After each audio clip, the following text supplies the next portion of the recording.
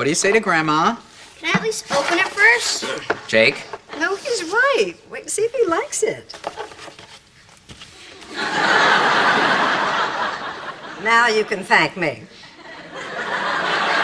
Thank you.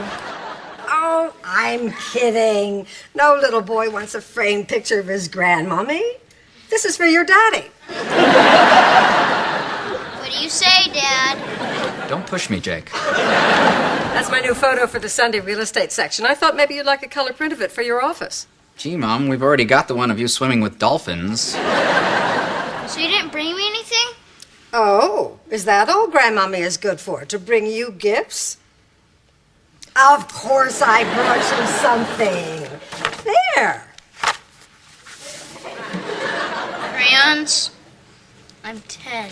Well, it's not just crayons, sweetheart. It's also a dinosaur coloring book. But I'm 10.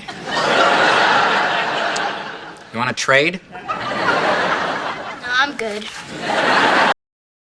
I'm kidding. I'm kidding, it's a football. Do I look like I'm kidding? I'm good. Don't push me.